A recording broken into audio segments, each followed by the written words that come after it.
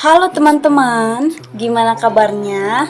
Iya, semoga kita dalam keadaan sehat dan tetap semangat menjalani aktivitas kita di siang hari ini. Iya, kemarin kita belajar mengenai penguasaan bahasa, sekarang kita belajar mengenai tindak bahasa. Iya, saya akan membacakan mengenai tindak bahasa sekilas.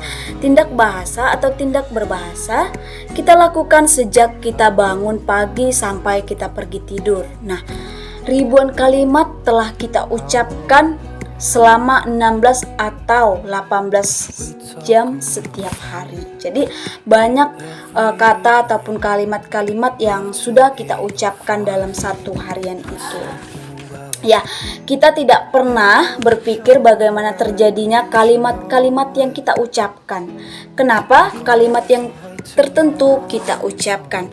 Bagaimana kalimat kita itu dapat diterima si pendengar, dan bagaimana pula si pendengar mengolah kalimat-kalimat kita itu dan kemudian memberikan responnya atau jawaban terhadap rangsangan yang kita berikan, sehingga dengan demikian kita dapat berdialog berjam-jam lamanya. Jadi dalam satu harian itu kita tidak sadar mengucapkan kata ataupun kalimat beberapa kali, atau kita tidak tahu jumlahnya kata itu yang kita ucapkan. Jadi di sini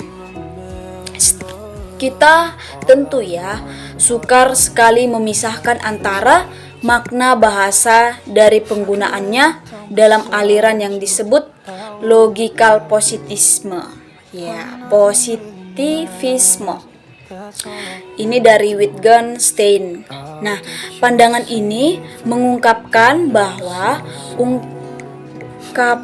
ungkapan dikombinasikan dengan kegiatan aksi yang lain untuk membentuk sebuah kumpulan kegiatan. Ya.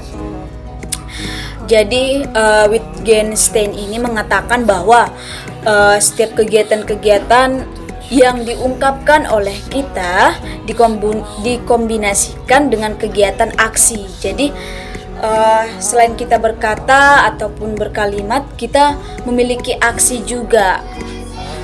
Jadi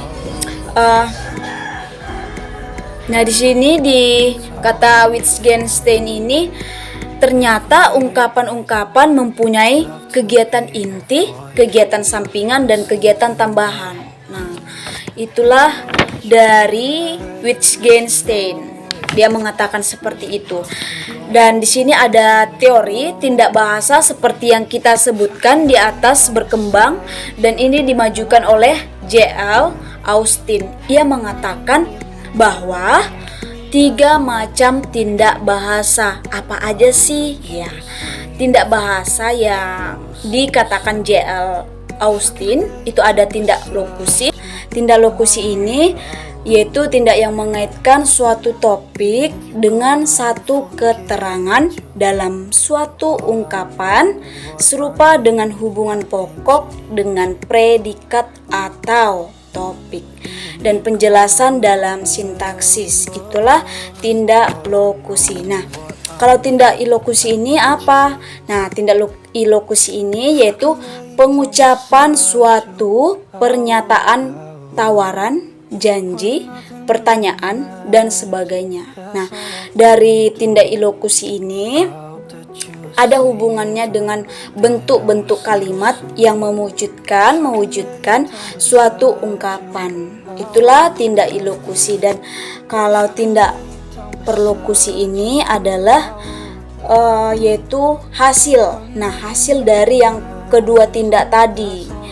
Tindak lokusi dan tindak ilokusi. Nah, jadi tindak perlokusi ini adalah hasil dari dua tindak tersebut. Nah, hasil dari dua tindak itu yang memberikan efek yang ditimbulkan oleh ungkapan yang tadi itu, yang tindak ilokusi itu. Jadi di antara 3 tindak ini memiliki kaitan. Nah, memiliki kesinambungan antara tindak-tindak tersebut gitu. Jadi ketiga tindak itulah yang dikatakan J.L. Austin bahwa kata, kalimat, atau ungkapan-ungkapan yang sering kita ucapkan itu memiliki 3 tindak. Yang ketiga itu tindak lokusi, ilokusi, dan perlokusi. Jadi itulah teman-teman sekilas dari tindak bahasa ini. Semoga dapat membantu teman-teman semua untuk memahami, mempelajari mengenai analisis wacana. Ya, terima kasih sudah mendengar dan memperhatikan. Selamat siang dan selamat beraktivitas kembali.